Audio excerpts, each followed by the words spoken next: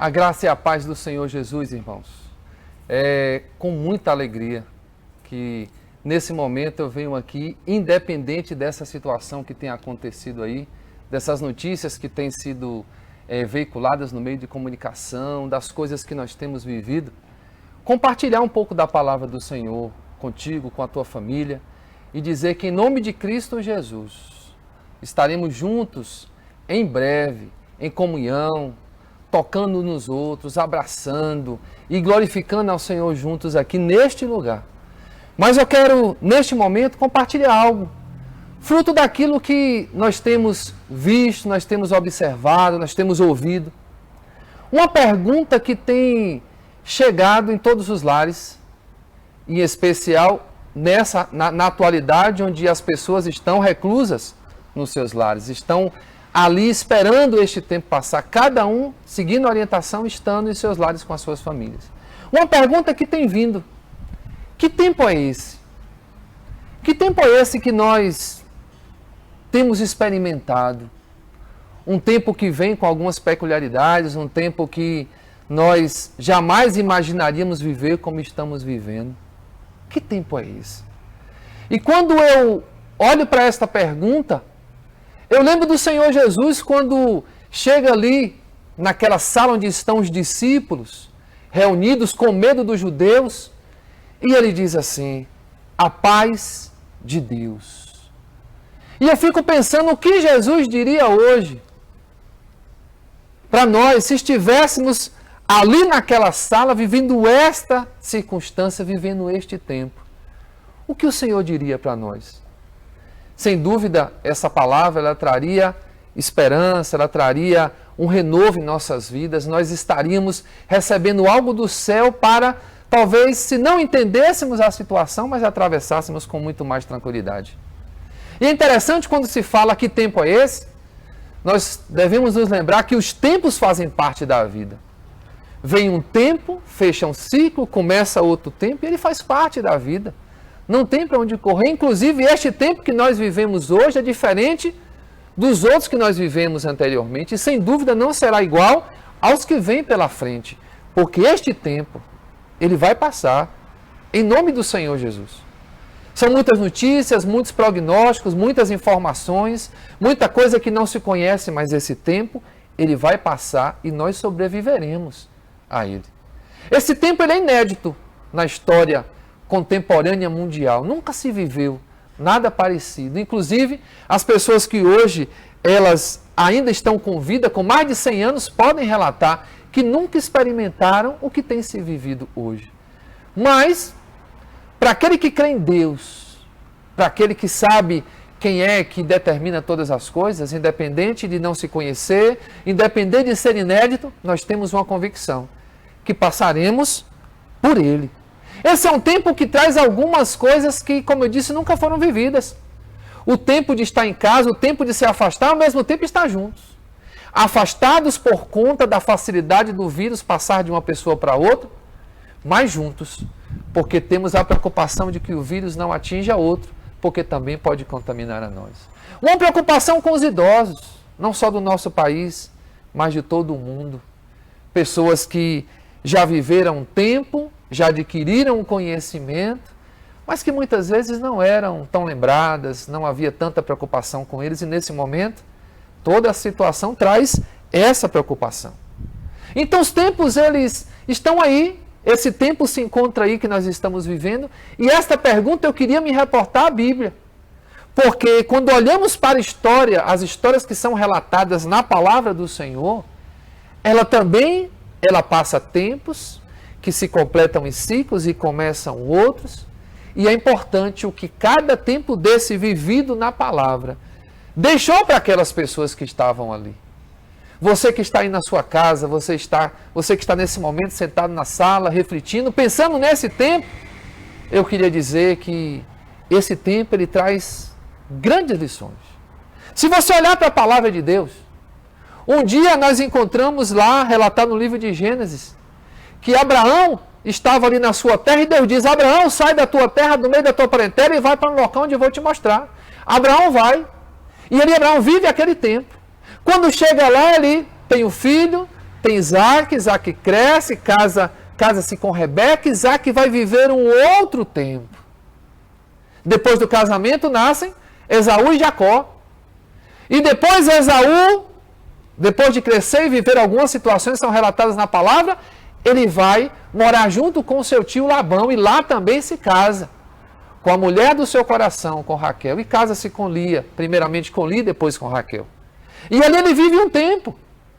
E depois desse tempo vão nascer os filhos, que dariam origem às 12 tribos. E aí começa um tempo também não menos importante, que é o tempo de um desses filhos ser levado como escravo lá para o Egito, dentro de um projeto de Deus para se tornar governador, enfrentar os 7 anos de seca, abastecer o Egito, para trazer toda a sua família para estar ali no Egito e não morrer de fome. E todas aquelas 12 tribos terem a condição de sobreviverem e gerarem pessoas e formarem a grande nação de Israel. Tudo isso foram tempos. E aí começa o tempo do povo viver ali no Egito, e aqueles filhos de Jacó, eles vão deixar de existir, vai passar o tempo deles, eles vão morrer, e vem outras gerações, e chega o tempo de ter muitas pessoas já frutos dessas 12 tribos. E passam-se 430 anos. E aí o povo começa a orar, pedindo a Deus que se encerre aquele tempo, porque eles gostariam, eles desejavam de sair daquela situação de escravidão. Então observe, os tempos eles existem, não diferentes desses que nós estamos vivendo, com propósitos determinados. E quando olhamos para aquele tempo ali no Egito, que o povo começa a clamar, Deus levanta um tempo, ele levanta Moisés vai crescer lá no palácio de Faraó, vai para a terra de Midian, volta como libertador, se apresenta diante de Faraó, Deus endurece o coração de Faraó e é um tempo das 10 pragas. E aí, irmãos, chega o tempo do povo sair do Egito. E é sobre este tempo que eu gostaria de compartilhar com você, que está aí em sua casa, ouvindo as notícias, seguindo as recomendações da Organização Mundial de Saúde, do Ministério da Saúde do nosso país, de estar em casa. E este é o tempo de estar mais do que nunca obedecendo para podermos criar uma barreira para que isso não se dissemine. E isto é muito prudente, até porque a prudência faz parte dos ensinamentos. Inclusive, o nosso Deus, ele dá lições de prudência em toda a palavra. Porque ele é a própria sabedoria e a prudência habita com a sabedoria. Ou melhor, a prudência é fruto da sabedoria. Quando aquele povo vai sair do Egito, o Senhor tem a primeira atitude de prudência. Ele vai levar para aquilo que seria o projeto dele, levar para a terra prometida, porque havia dado esta promessa desde Abraão. O povo já sabia que tinha essa promessa, e o povo sabia que isso um dia seria cumprido. E aí o Senhor não leva pelo caminho mais curto, que seria passando pela Filistia, pela terra dos filisteus, iria beirando lá a região litorânea do mar Mediterrâneo e chegaria lá na terra prometida. Mas por conta do risco de o povo passar por aquela terra e ter uma possível guerra, e o povo pensar em retornar para o Egito, o Senhor leva pelo caminho do deserto, que iria direcionar até o Mar Vermelho. Como aquele povo sai do Egito?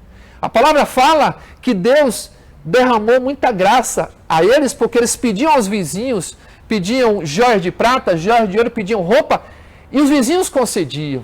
E eles saíram do Egito munidos de muita coisa, carregando uma bagagem. Eles saíram com seus animais, com as suas famílias, e saiu ali uma grande multidão, cheios de projetos, cheios de sonhos, pensando em muitas coisas. E aqui imagino eu que depois de viver 430 anos ali naquela região, e o Senhor levar eles em um projeto de levá-los para a terra prometida, eles pensariam: como vai ser o lugar que eu vou estar habitando? Aonde eu vou construir minha casa? Onde vai ser o lugar para os meus animais estarem comendo? Como a minha família ali vai prosperar naquela terra? E sonhando, cheios de projetos. E na caminhada se inaugura um tempo. E é sobre esse tempo que eu gostaria de compartilhar com vocês no texto que se encontra em Êxodo capítulo 14, do versículo 8 ao versículo 15. se você quiser abrir a sua Bíblia, Êxodo 14, do versículo 8 ao versículo 15. A palavra do Senhor vai nos dizer assim: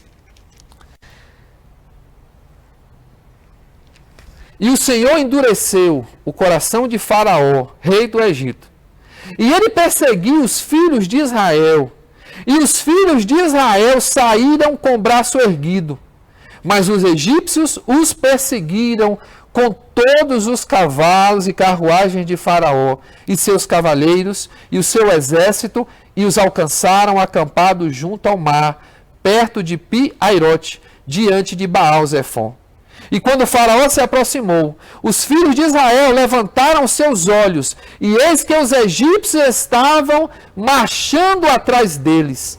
E eles ficaram com medo, e os filhos de Israel clamaram ao Senhor. E disseram a Moisés: Porque não havia sepulcros no Egito, nos levaste embora para morrermos no deserto? Por que agiste assim conosco para nos tirar da terra do Egito? Não é esta a palavra que te falamos no Egito, dizendo: Deixa-nos sozinhos para que sirvamos aos egípcios? Pois melhor nos seria servir aos egípcios do que morrermos no deserto.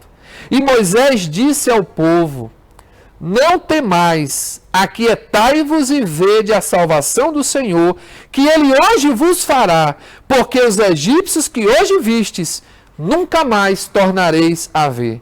O Senhor lutará por vós e tereis vossa paz. E o Senhor disse a Moisés: Porque clamas a mim, dize aos filhos de Israel que avancem. Porque clamas a mim, dize aos filhos de Israel que avancem. Naquele momento, se inaugura um tempo. Que tempo era aquele? De um povo que saía debaixo da bênção do Senhor, depois de ter visto maravilhas do Senhor, depois de ter visto a mão forte do Senhor, caminhando por um caminho conduzido pelo Senhor, um caminho sob a direção do Senhor. E de repente, ao ver a aproximação dos cavalos de Faraó, das carruagens, do exército de Faraó, eles são tomados pelo medo. E eles começam a ter um discurso. E naquele momento, todos os projetos, todos os sonhos, tudo aquilo, todos os seus planos, eles acabam, naquele momento, sendo mudados. Mudados por uma situação que estava chegando para eles. E quando nós lemos esse texto, irmãos, e começamos a olhar esse tempo que nós temos vivido, não há como não lembrar desse tempo atual. Um tempo onde, algumas semanas, alguns dias, nós tínhamos planos, nós tínhamos projetos. Pessoas pensavam em cerimônias de casamento, pessoas pensavam em reuniões, em congressos, em vendas de materiais, em pedidos que foram tirados, pensavam em fazer viagens. Eram tantos planos. E de repente, uma situação que chega até nós, que é esta pandemia do coronavírus, nós temos, através dele, nós temos os nossos planos mudados e alguns até cancelados. Então, que tempo é esse? Esse tempo não é diferente daquele tempo que aquele povo viveu ali. Um tempo de planos mudados. É isso que nós temos vivido. Um tempo de planos que nós imaginávamos, nós projetávamos e de repente nós tivemos que mudar a nossa mentalidade, mudar a nossa visão. Este é o tempo que nós temos vivido. Mas é um tempo bom. Mas como é bom? Porque todo tempo tem as suas lições. Como nós temos lições para serem tiradas deste tempo. E é interessante que a visão que há sobre esse tempo que está acontecendo agora é como se fosse uma grande coluna erguida que representa a segurança, representa a independência e representa o nosso controle. E é como esta coluna ela fosse batida na sua base. E de repente aquilo que nos parecia tão seguro e que podíamos nos agarrar, ela começa a se desfazer, ela começa a deixar de existir. E nós começamos a viver uma outra realidade neste tempo. Um tempo de planos mudados. Talvez você aí que está na sua casa, você tinha muitos planos. Você tinha planos para agora, para daqui a uma semana, para daqui a um mês, para ano que vem. E agora, esses planos, eles sofreram algumas modificações. E isso pode ter mexido com a sua estrutura, com a sua agenda, mexido com a sua vida. E agora, em vez de estarmos talvez em uma viagem, em algum local, nós somos levados a estar em casa, com as nossas famílias, preocupando-se conosco, com os nossos vizinhos, com o próximo e buscando a direção de Deus para aquilo que vai acontecer. Esse é um tempo abençoado. Esse é um tempo que nos leva a muita reflexão. E talvez seja nesse tempo uma das coisas que Deus quer nos levar a essas reflexões para buscarmos entender aquilo que Deus quer. Dentro deste cenário, algumas coisas são importantes. Dentro desta situação. Primeira coisa é entender este cenário que nós estamos vivendo. Segunda coisa é entender quem está por cima deste cenário, no seu controle, exercendo a sua soberania. E a terceira coisa é saber a postura que eu tenho que colocar, que eu tenho que exercer. A postura que eu tenho que exercer na minha casa, junto à minha família, por conta deste cenário. E este cenário é, como foi dito aqui, um cenário de mudança de planos. Inclusive, quando nós vamos olhar lá em Tiago, se você quiser abrir a sua Bíblia, Tiago capítulo 4, a partir do versículo 13, diz assim: E de agora vós que dizeis, hoje ou amanhã iremos a tal cidade, e lá passaremos o ano, e compraremos, e venderemos, e teremos um ganho. Porque vós não sabeis o que trará o amanhã. Portanto, o que é a vossa vida? É apenas um vapor que aparece por um pouco tempo e depois desaparece. Porque isto é o que devias dizer: se o Senhor quiser, haveremos de viver e faremos isto ou aquilo. Mas agora vos gloriais em vossas presunções. Toda esta glória é maligna. Irmãos, esse tempo mexeu com muita coisa em nossa vida. Se você olhar agora para o momento que você está na sua casa, você pode observar que muita coisa foi mexida, mas muita coisa foi mexida de uma forma não à toa. Se olharmos para o texto que lemos, os carros de Faraó vieram atrás do povo, mas a palavra do Senhor diz que o próprio Deus endureceu o coração de Faraó para que a glória dele fosse manifestada, inclusive quando ele viesse atrás do povo dele, do povo de Deus. E aqui eu não vou elencar os motivos que teria o Senhor para permitir, porque Deus tem ciência de tudo o que está acontecendo, para permitir isso que está sucedendo não só em nossa cidade, mas em nosso país, mas em todo o mundo. Eu não vou elencar aqui as questões de pecado, a questão de apostasia, as questões do que a sociedade, em especial em nosso país, tem tido em relação ao nosso Deus, ao respeito e à honra. Eu não vou me reportar isso, mas eu vou me reportar aquilo que esta situação tem trazido. E a primeira coisa é essa: planos mudados. A segunda coisa é o medo. Quando aquele povo viu os carros se aproximarem, a palavra diz que eles foram tomados pelo medo. E nem precisava dizer, porque o discurso denuncia. Eles chegam assim e dizem para Moisés: não tinha cova suficiente lá em Israel para que você nos trouxesse para esse deserto para morrer aqui? Por que não nos deixou lá? O medo, irmãos, que tempo é esse? É um tempo onde o medo tem tentado entrar nas nossas casas, na nossa vida. O medo e a angústia tem tentado entrar. E olhe que o medo, ele é algo natural da nossa vida, inclusive para nos proteger. Mas o medo exacerbado deixa de ser uma proteção. Deixa de trazer saúde para trazer doença. Inclusive, eu vou dizer a você, cuide muito da sua mente. Esse tempo tem muitas informações e Mantenha-se informado. Mas não deixe que essas informações, elas venham tomar a sua mente de tal forma que você perca a noção de quem está acima deste cenário, está no controle de todo este tempo que nós estamos vivendo. E por que esse medo? Existe medo. Existe o medo do vírus. E o vírus é algo real. O vírus ele é caracterizado pela sua transmissão muito rápida. Não é nem pela sua letalidade em si. Claro que nessa faixa etária dos idosos a letalidade é alta e temos visto aí os resultados. Mas ele é caracterizado por isso, pelas pessoas transmitirem com muita facilidade umas para as outras. Daí a necessidade do isolamento. Há um receio. As pessoas hoje, elas estão já olhando para o outro como possível agente contaminante. Uma pessoa que pode encostar em você pode transmitir o vírus.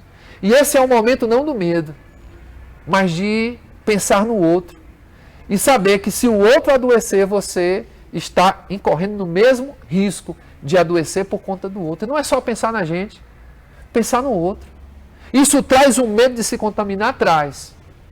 Este tempo é um tempo que o medo está chegando. No entanto, a nossa segurança não está no que o outro vai poder fazer a gente ou no que não vai poder fazer. Não está simplesmente nos cuidados que eu tomo. Não está no álcool gel. Não está simplesmente na minha reclusão dentro de casa. Mas está no meu Senhor, que tem o controle de todas as coisas. Mas o medo não é só do vírus. O que nós temos observado a conversar com algumas pessoas, a assistir aos noticiários, é que existe um medo também por aquilo que o vírus, a pandemia, tem causado, que são as consequências socioeconômicas. As pessoas têm se preocupado muito com as consequências do comércio fechado, da dificuldade de se vender, de se comprar, da dificuldade de ter um ganho, da dificuldade de ir para a rua para conseguir o seu sustento. E nós não sabemos hoje, na verdade, em uma balança, qual seria o maior medo. Se da doença produzida pelo vírus ou se das dificuldades financeiras que estão associadas a esta pandemia, ao isolamento, ao fechamento do comércio. E este medo ele pode causar algo muito mal em nossas vidas, muito mais terrível do que o vírus pode causar. Pode impregnar a nossa mente e pode nos trazer para uma situação onde nos falte as atitudes necessárias. Então não seja tomado pelo medo, não levante no seu lar, na sua vida, um muro de desespero. Quando nós temos a Cristo, e Cristo é a nossa esperança, e a nossa esperança é viva, porque morreu e ressuscitou e vive para sempre, os muros do desespero nunca vão ser instalados na nossa vida. Há uma realidade aí fora, uma realidade próxima? Há, mas não há espaço para muros de desespero, em hipótese nenhuma. Em hipótese nenhuma. E o que o Senhor quer? O que o Senhor quer de nós diante desse tempo que temos vivido? Aquilo que ele diz nos versículos 13, nos versículos 16 em diante. Acompanhe aí, por gentileza. Perdão, no versículo 14. O povo ouvirá, no versículo 14. O povo... E o Senhor disse a Moisés: porque clamas a mim, dize aos filhos de Israel que avancem. Essa foi a ordem do Senhor. Dize aos filhos de Israel que avancem.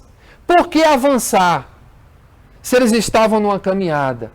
Porque eles estavam paralisados. O medo paralisou o povo de Deus. O medo fez com que eles ficassem ali, parados sem ter uma atitude. E o Senhor disse: diga ao povo que avance. Por que tu está clamando? Diga ao povo que avance. Não seja tomado pelo medo. Não seja tomado por aqueles planos que não aconteceram. E você não veja aquilo que Deus tem para realizar na tua vida. E aqui eu quero lhe dar uma notícia. Seus planos podem não ter acontecido. Seus planos podem ter sido abortados. Mas o plano de Deus para a sua vida, ele vai acontecer. Porque Ele está acima de toda esta situação. Ele é que controla toda essa situação. Porque ele é aquele que se encontra descrito em Hebreus 11:10, quando diz que o nosso Deus é um arquiteto e um construtor. Você já viu o arquiteto trabalhando? O arquiteto, você chega no lugar e você vê um detalhe aqui, aquele detalhe está ali, porque o arquiteto planejou e porque ele foi executado em cima de uma visão. Deus é o arquiteto, ele tem uma visão plena de tudo aquilo que está acontecendo, de tudo aquilo que pode acontecer. Deus, ele não se perde no meio dos projetos dele, ele sabe muito bem o que está acontecendo. E aí, quando eu disse para vocês que qual é a visão, como atravessar esse tempo? Conhecer o cenário e, segundo, conhecer quem está acima deste cenário. O versículo 16 em diante diz assim: Mas tu levanta o teu cajado e estende a tua mão sobre o mar e divide-o, e os filhos de Israel irão por solo seco pelo meio do mar. E eis que eu endurecerei o coração dos egípcios, e eles o seguirão, e eu obterei honra sobre Faraó e sobre todo o seu exército, sobre as suas carruagens e sobre os seus cavaleiros. E os egípcios saberão que eu sou o Senhor, quando eu tiver obtido honra sobre Faraó, sobre as suas carruagens e sobre os seus cavaleiros. E o anjo de Deus que ia adiante do acampamento de Israel retirou-se e foi atrás deles. E a coluna foi de diante da face deles e se colocou atrás deles. E se colocou entre o acampamento dos egípcios e o acampamento de Israel. E havia uma nuvem e escuridão para eles, mas clareava a noite para estes, que de maneira não se aproximou um do outro durante toda a noite. Quem tem o controle sabe muito bem o que vai fazer. Diante de toda aquela situação, sabe o que o Senhor fez? Nuvem, vá lá para trás. Anjo do Senhor, vá lá para trás. E primeiro mandou o anjo e depois a nuvem. Faça uma barreira entre os inimigos e o meu povo. E mandou Moisés estender o cajado. O Senhor manda o Moisés estender o cajado logo depois, para que se abra uma porta. Você sabe quem faz isso? É quem tem o controle da situação. E aqui eu me lembro de uma época onde, num acampamento, nós tínhamos pessoas para chegar no acampamento e a pessoa responsável para preparar a primeira refeição não tinha chegado às 4 da tarde. E a equipe que estava lá estava acostumada com a equipe anterior que chegava 10 horas, 11 horas para preparar a janta da noite. E 4 da tarde me ligaram: olha, a pessoa responsável não chegou ainda.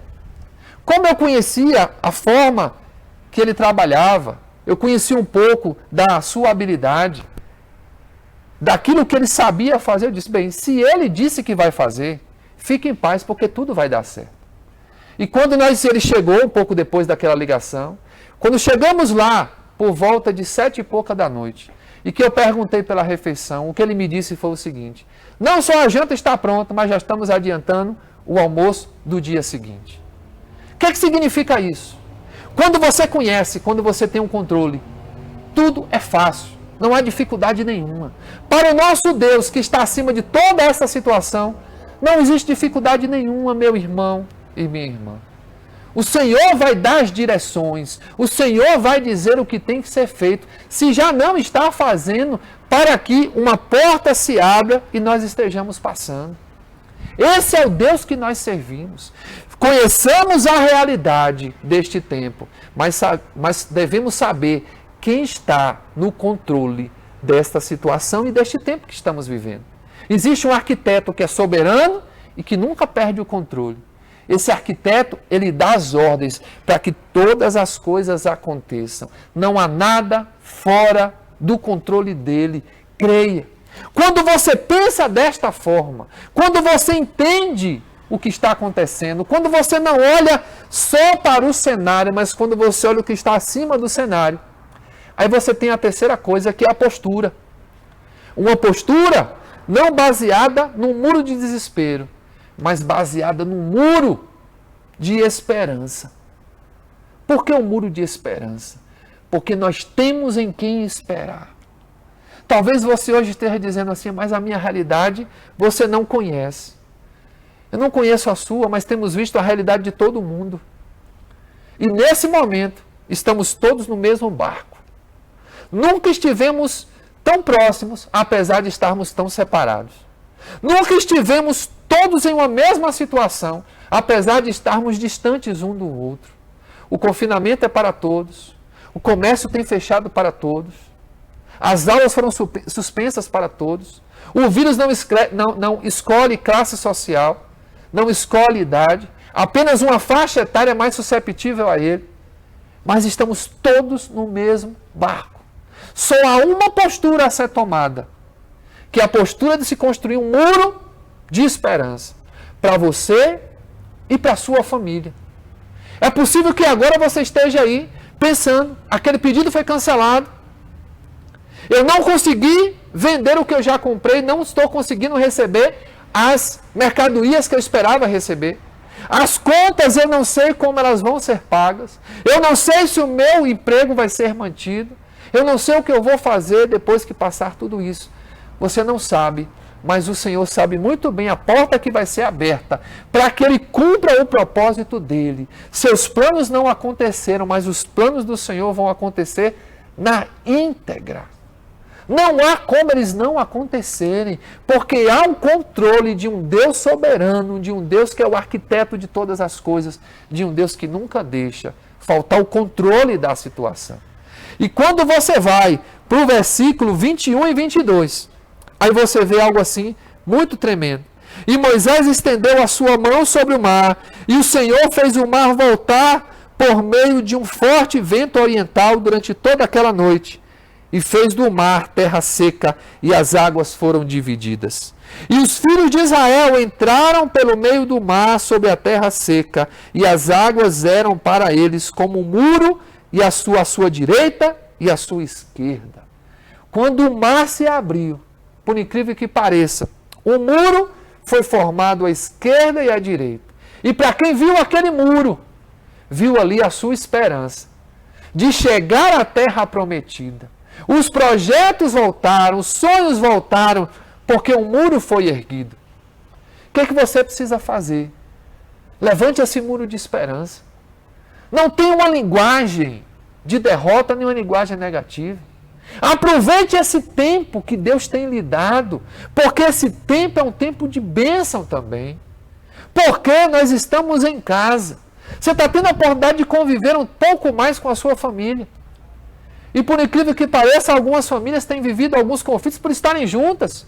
Mas o conflito pode ser uma bênção, porque você pode ajustar o relacionamento. Você pode ter a oportunidade agora, e deve assim exercê-la, para se aproximar mais de seus filhos, para conversar mais com eles, para se relacionar melhor com a sua esposa, para tentar discutir algumas questões, para estarem juntos. Inclusive o culto doméstico, que grande oportunidade de fazer o culto doméstico com regularidade. Que grande oportunidade de louvar ao Senhor juntos em família, de ler a Bíblia juntos, de declarar sobre este país, sobre esta nação, sobre este mundo, a tua fé, erguendo muros de esperança e quebrando todo muro de desespero que tem de se levantar. Muro de desespero não é para as nossas vidas, porque nós conhecemos o nosso Deus. O nosso muro é um muro de esperança. Quero declarar sobre a tua vida, em nome de Cristo Jesus, que os planos de Deus, neste caminho traçado, serão todos cumpridos. Todos os planos de Deus serão cumpridos. Se os seus planos estão em linha com os do Senhor, louvado seja o nome dEle. Porque se eles foram desfeitos agora, fique em paz. Os deles serão estabelecidos, os deles são muito melhores do que os nossos. Eu declaro sobre tua vida, meu irmão e minha irmã, que esse tempo será um tempo de bênção como já tem sido. Um tempo de muita mudança nas nossas vidas. Um tempo de ver a Deus como Ele é, na sua essência. Um tempo de buscar. Um tempo de entender os princípios do Senhor. Um tempo de entender quem está no controle. Um tempo de combater o desespero e abraçar a esperança. Eu declaro sobre a tua casa, sobre as tuas finanças, sobre a tua saúde, que em nome de Cristo Jesus, do mesmo jeito que aquelas portas se abriram no Mar Vermelho, e não havia um beco sem saída, mas havia um caminho para o povo passar, assim será em tua casa, assim será no meio da tua família. em nome de Cristo Jesus. Em breve, tudo isso, todo esse tempo cessará. Essas cadeiras que estão aqui atrás, você já estará sentado nela. Aquelas cadeiras que estão aqui, as pessoas da igreja estarão aqui louvando ao Senhor. Essas cadeiras serão preenchidas por aqueles que nesse momento estão tendo o desejo de voltar a prestar um culto nesta casa. Para você que está me ouvindo, que não faz parte dessa igreja, você estará prestando culto na sua igreja, que nesse momento, por uma questão de prudência, não está tendo os cultos. Da mesma forma que nós aqui. Declaramos em nome de Cristo que o controle do Senhor será o nosso grande argumento diante de todo este tempo. A confiança no Senhor e esse entendimento da realidade, do que está por cima dela, vai gerar em nós uma postura de fé e uma postura de vencedores, em nome de Cristo Jesus. Deus abençoe cada um de vocês, abençoe a sua casa e juntos nós vamos atravessar toda esta situação. Deus abençoe, em nome de Cristo Jesus. Amém.